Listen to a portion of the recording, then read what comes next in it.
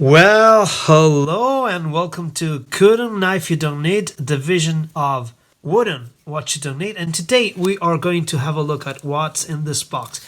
You know that I am a very ill person, so I keep all my boxes. Not only do I keep all my boxes, I even shroud them in transparent plastic like this. And this is a box that it's maybe 25 years old, maybe, well, 20 years old for sure, but maybe even more than that. And what's inside this box? Well, you've guessed it, there's a knife. Now, this is the name of the brand, MASERIN.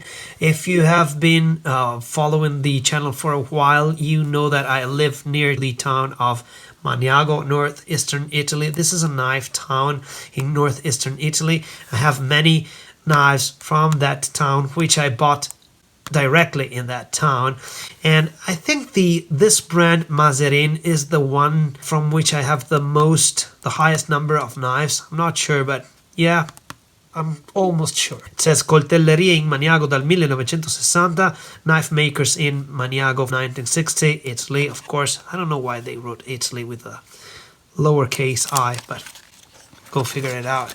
And inside the box there is this knife. Now, this knife was the first knife of my knife revival phase. Just like I had a watch revival phase, I had a knife revival phase. And I mean, I've always loved watches, but at a certain point, a few years back, I bought Casio G-Shock Square, and that made me fall in love, or rekindled my love for watches again.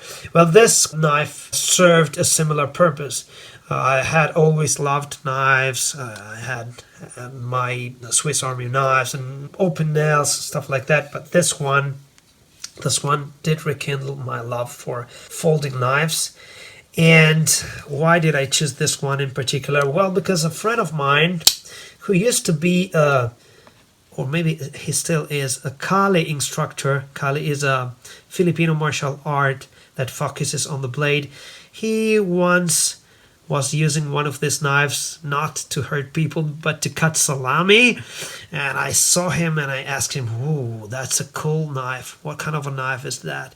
And he told me, "This is the official knife for the Italian forest rangers," which in Italian is La Guardia Forestale Italiana. Forestale means of the forest.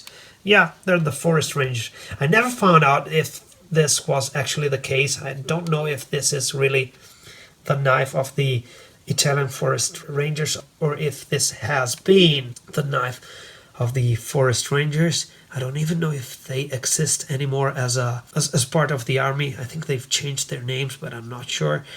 But nonetheless, I saw this knife, I like this knife, and I bought this knife. This is a very simple knife. This is one of my biggest, if not my biggest, folding knives. You can see its size if compared to a mid-size Victorinox. It's quite big. I don't have the ruler with me, but you know, just by comparison, this is a big knife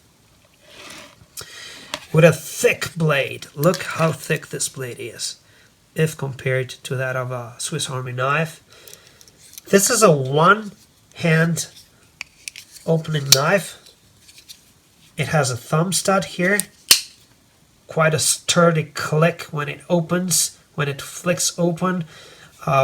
This thumb stud is very comfortable to use, and it's very effective. This is a lockback, as you can see. In the middle of the handle, there's the lockback mechanism here.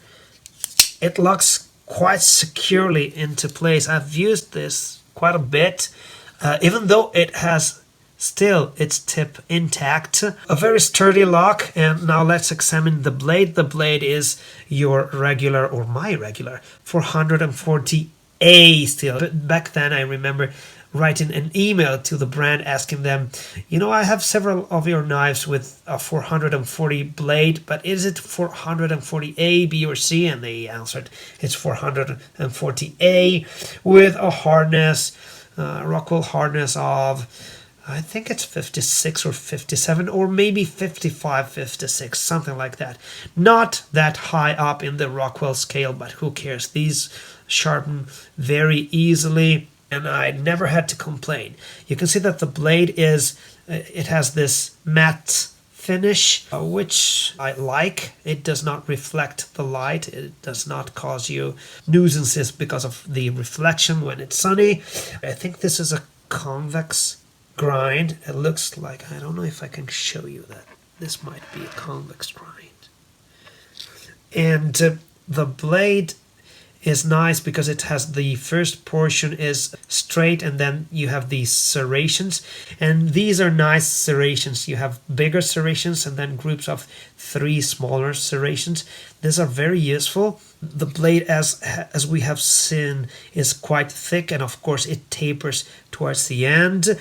It has some knurling here, some slots here, and these do help with the grip. The knife fits quite well into my medium-sized hands. The ergonomics of the knife handle, albeit being very simple, they are super effective with this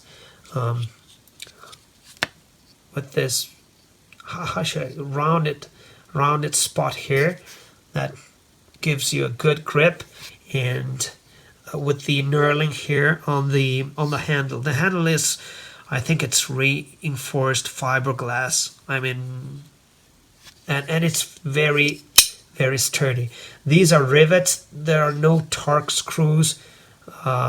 It's quite simple and a bit raw in its construction. You can see that it has a belt clip or a pocket clip, which is all one with the handle itself. It looks like it has been molded with the handle itself, so there are no ways to adjust the handle if not by pounding on the rivets here. But I never had a complaint, although I have used this knife quite a bit. You can see that there's a lanyard hole here, and I was afraid when I bought this knife that this could break, but it is very, very sturdy, and it locks well, or it is attached securely to your pockets. This, I mean, I have sometimes kept my backpack or even trousers upside down, and this knife, despite being quite heavy, I don't have a scale with me, but I might write the weight somewhere. Despite being quite heavy, it didn't fall because the pocket clip is very strong. A very simple knife with a simple steel and a simple material for the handle, and yet after 20-something years I bring this in my longer hikes whenever I have the chance to go on longer hikes, and this one is great. It's big, you can do a lot of things with this. I think I've also pounded the back of it to, you know, split some wood, and this one has stood the test of the pounding on the back of the blade excellently. Nice knife. Simple one, not a space age material, and yet it cuts and it doesn't let you down. Have a look at it. Any questions about these knives? I don't know if they're still in production. This particular model, the brand, of course, still exists, but I don't know if these ones are still in production, but they're cool knives. Yeah, I think that's it. If you like this video, leave a comment, because you know that I answer to all the comments, and I'll see you on the next of Kudum Knife You Don't Need, a division of Wooden What You Don't Need. Ciao!